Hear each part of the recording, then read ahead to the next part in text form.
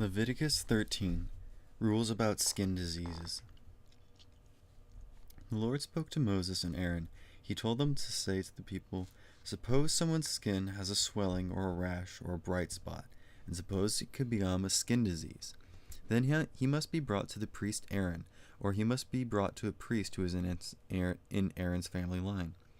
The priest must look carefully at the sore on the person's skin. He must see whether the hair on the sore has turned white.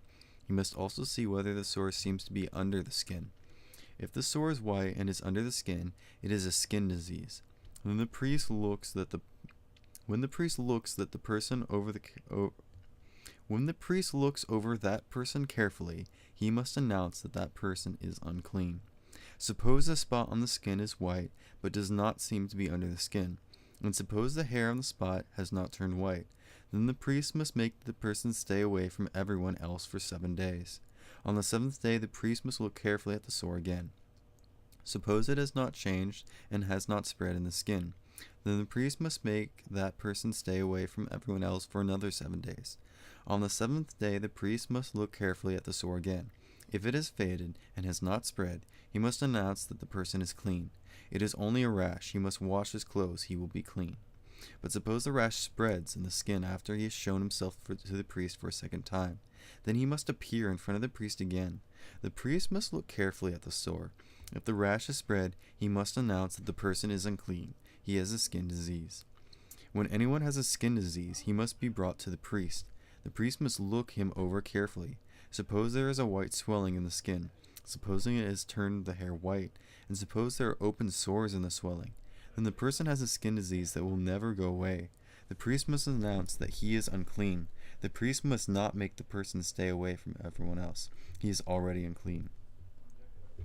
Suppose the disease breaks out over all of his skin, and suppose it covers him from head to toe, as far as the priest can tell. Then the priest must look him over carefully. If the disease has covered his whole body, the priest must announce that he is clean. All of his skin has turned white, so he is clean. But when the open sores appear on the skin, he will not be clean. When the priest sees the open sores, he must announce that he is unclean. The open sores are not clean. He has a skin disease. But if the open sores change and turn white, he must go to the priest. The priest must look him over carefully. If the sores have turned white, then the priest must announce that the person is clean. Then he will be clean. Suppose anyone has a boil on his skin and it heals, and suppose a white swelling or shiny pink spot appears where the boil was, then he must show himself to the priest. The priest must look at the boil carefully. Suppose it seems to be under the skin, and suppose the hair in it has turned white. And the priest must announce that the person is unclean. A skin disease has broken out where the boil was. But suppose when the priest looks at the boil carefully, there is no white hair in it.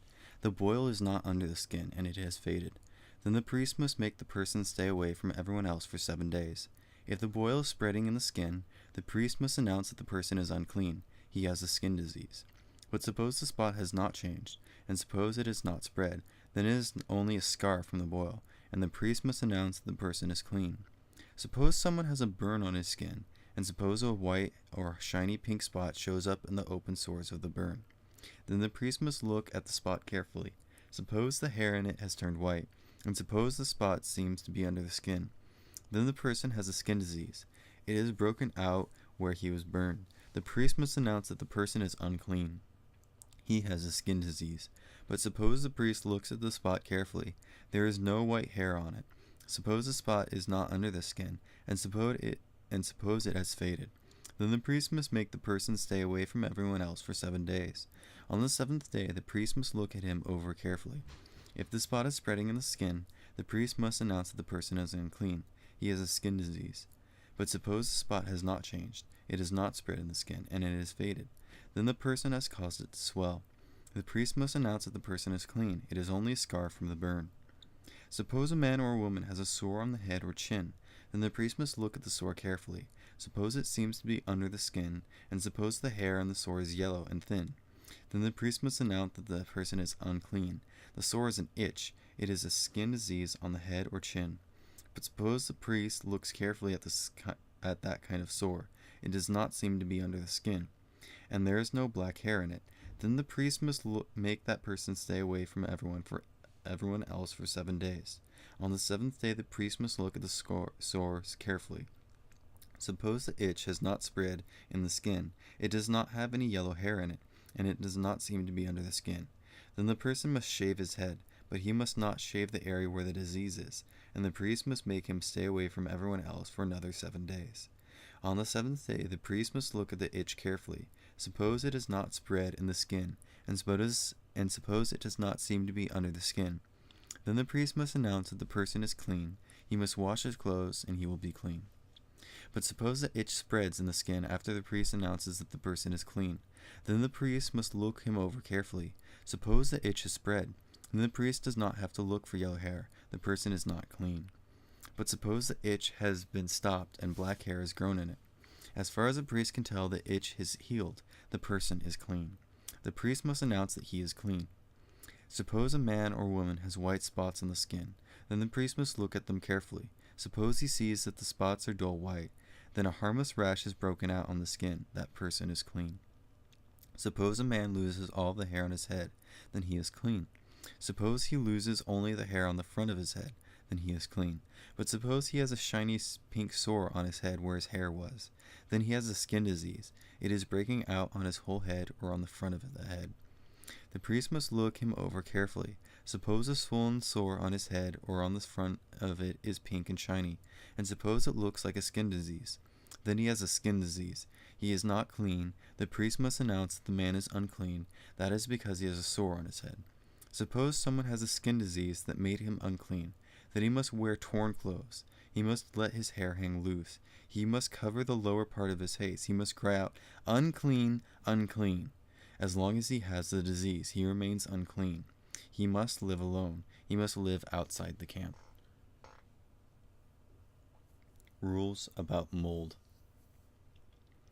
Suppose some clothes have mold on them. The clothes could be made out of wool or linen, or there could be cloth that is woven or knitted out of linen or wool.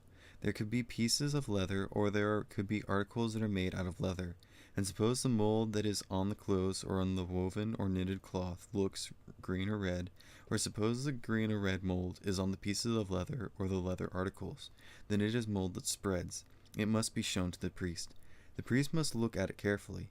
He must keep the article with the mold on it away from everything else for 7 days. On the seventh day he must look at it carefully. Suppose the mold has spread in the clothes or on the woven or knitted cloth, or suppose it has spread to the pieces of leather or on the leather articles. Then it is mold that destroys. The article is not clean. The priest must burn up everything that has mold on it. He must burn up the clothes or the woven or knitted cloth that is made out of wool or linen. He must burn up the leather articles. The mold destroys. So everything must be burned up. But suppose the priest looks at the article carefully. The mold has not spread in the clothes, and it has not spread on the woven or knitted cloth or on the leather articles. Then he will order someone to wash the article that has mold on it. After that, the priest must keep the articles away from everything else for another 7 days. After the article has had the mold on it has been washed, the priest must look at it carefully. Suppose the way the mold looks has not changed. Then even the mold has not spread. It is not clean. Burn it up. It does not matter which side of the article the mold is on. But suppose the priest looks at it carefully, and suppose the mold has faded away after the article has been washed. Then the priest must tear out the part that has mold on it. He must tear it out of the clothes or leather. He must tear it out of the woven or knitted cloth. But suppose it shows up again in the clothes, or suppose it shows up again in the woven or knitted cloth or in the leather articles. Then it is spreading. Everything that has mold on it must be burned up. The clothes that have been washed and do not have any mold on them must be washed again. So must the woven or knitted cloth or the leather articles. They will be clean. Those are the rules about what to do with anything that has mold on it. They apply to clothes that are made out of wool or linen. They apply to woven and knitted cloth and to leather articles. They give a priest directions about when to announce whether something is clean or not.